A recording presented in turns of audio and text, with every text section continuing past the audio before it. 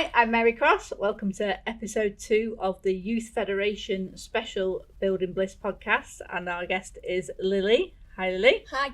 Thank you for coming in on the podcast. No problem. So, you've had a lot of ideas for what podcast you'd like to do. Do you want to tell us a few of them and how you think you might be able to bring it all together? Okay, so a few of my ideas are, because I ride horses and I sing, obviously not both together at once. That would be quite a good skill as a Disney princess. And so basically, as I ride and sing, I just felt like it was accurate to be able to speak about those two things and also like mental health at the same time. Like it all interlinks, I think. And I just felt it was appropriate to do that kind of stuff.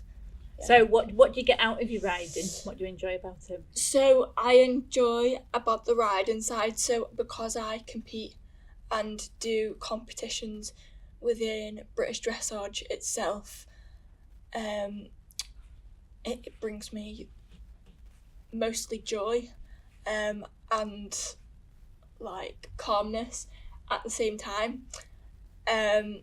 It's a form of therapy for me, to be fair. Yeah. Is that the dancing horses? Yeah. Wow, I'm always well impressed when I watch that at the Olympics. And that is also one of my dreams, is to go to the Paralympics at some point. Yeah. Because I've competed for Team G, well, not the team itself, but Great Britain. I think it was in 22. It was quite fun, actually. So do you get to pick your own music, or do you have to do certain ones? Yes, for the freestyle we get to pick our own music. So what have you chosen so far? So I think for my last international, I think it was Crazy by Niles Barkley. Yeah. And then I think that was the only one for the international that I went to, from what I can remember. And then for my current horse, it was Running Up That Hill, but I haven't done an international on him yet. They're both great songs. Yeah. I can just see that now. And what have you got your own horse, or do you ride different horses? So I had on loan a gelding who is at a RDA centre in Wales currently. Right. Yeah. And have they got a name, the horse? So Larry. Larry the horse. Yeah. And what colour is it? He is bay. He's a bay. That's what I was 16'2". visioning. I just had a vision of a bay horse. I don't know why. It's quite big, but quite fancy. Yeah. Love that.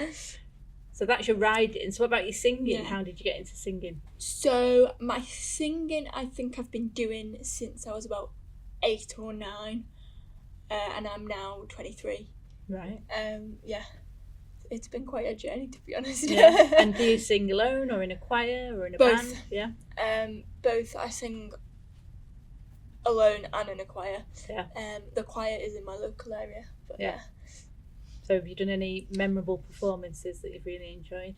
I think there's been quite a lot, actually. Yeah. Quite a lot of performances that I've enjoyed, and then Yeah, because I know my daughter sang with the Rock Choir Juniors, and she did the Liverpool Philharmonic. Oh, right. And that was really exciting for her. So my choir, we've done quite a few things. Yeah. In terms of performances, and we're hoping to do more this year. Yeah. Hopefully I have a voice, due to me suffering with laryngitis. Oh no, Yeah. It's the worst thing you can have as a singer, isn't it? So I think you said also you write your own songs as well. I have done, yeah. Yeah. And I'm waiting to write a few more songs this year. Yeah. With my other coach, so I'm actually quite lucky. I have 2 coaches. Both of them are from Liverpool. However, one of them lives within my local area. The other one I go over to Liverpool for. But I usually write the songs with her. Yeah. Which is quite an honour, actually. Yeah, because we were just discussing off air how you don't play an instrument, but the melody just comes into your head. Yeah. Which must be quite amazing, just to sit there and think, oh, I guess it is. Yeah. Yeah. Yeah. And what are your songs about? Are they about your life or things that are important to you? Both, to be honest. Yeah. Yeah. Because I think a lot of people find a lot of comfort listening to songs that are written by people who are going through things that are similar to them. Yeah, well, see, I think it was in 21 I lost my auntie and gran within a week. It's going a bit deep now. However, that's fine. That's okay, I don't the mind. podcast goes there sometimes. We have tissues. So. And so basically she'd asked me to sing a song for her funeral. I think it was Celine Dion something, and she was like, I want this song, and I was like, okay, that's fine, that's not a problem. And I was like, but I don't know it. And she goes, well, learn it. I was like, right, okay. So I learnt the song within a week, recorded it within an hour, and to be honest, it turned out fine. Yeah. And I was like, right, okay, that's no problem. Yeah. That can be on a CD. Yeah. And it was put on a CD for the funeral.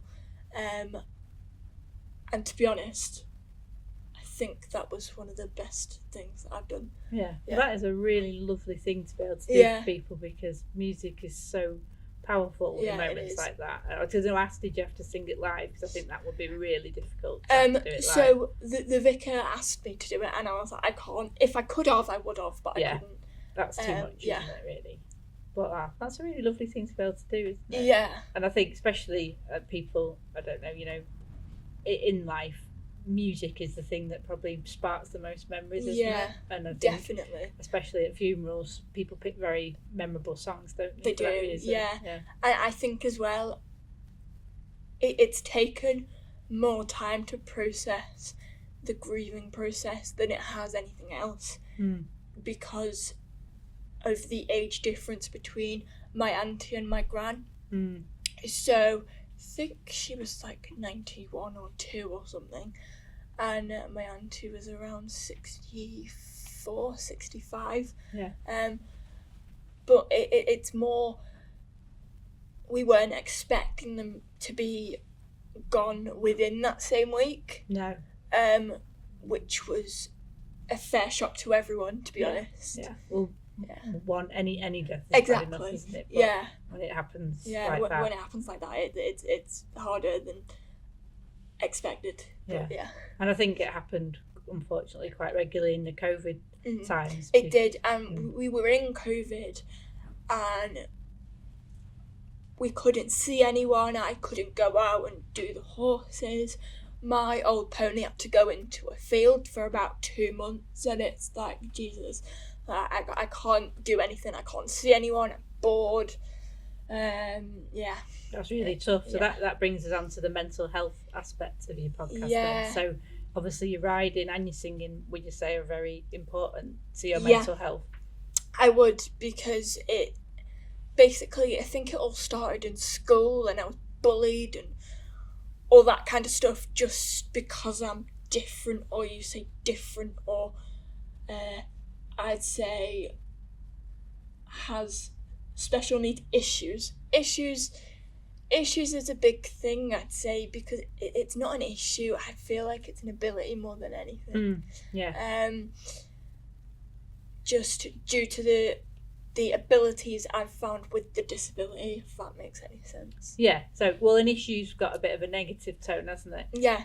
And it's not something that you've chosen. No. It's just the hand that you've been dealt with. Definitely. And you're navigating your way through that as much as anybody. Yeah, so absolutely. People need to understand that, don't they? Yeah, they do. And to be honest, there was a comment that I'd found on Facebook last night that there was a video on I think it was the King's Guards or something. They'd walked past a little boy and he was dressed up as one of them or similar to one of them, and some comment said, what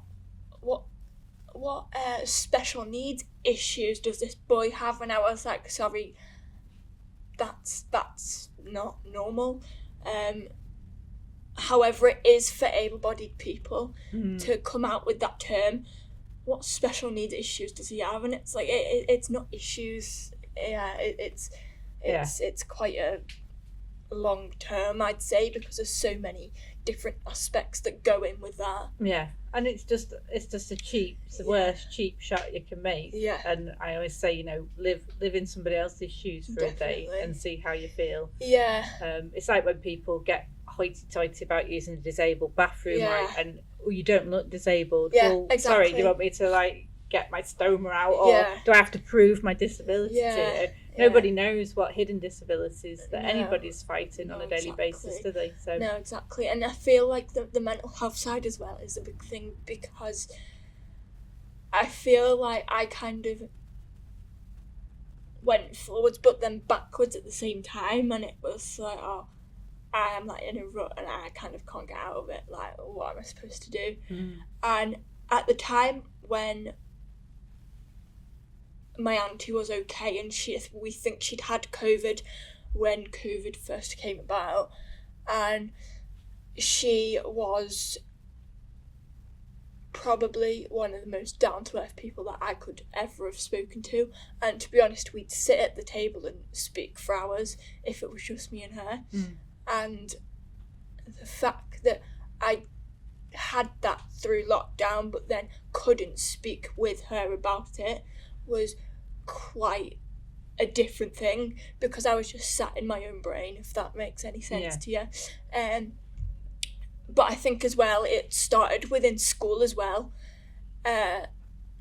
because being bullied and all kinds on a daily basis was a struggle, and then I'd be attacked, I'd say maybe 2 or 3 times a week, with a boy that was just horrid and does have additional needs himself, however just decided he'd pick on me. It's that kind of thing. Sorry, yeah. So now you're 23. So what is your hope? Is your hope that through your podcast you could inspire younger people to not feel quite so alone? I guess so, yeah. And I feel like with me being me and wanting to like advocate for people with disabilities and like mental health side of stuff, I feel like they shouldn't be made to feel alone. However, sometimes within the NHS you can be made to feel alone. Yeah, because you're not getting the support that you need. Yeah.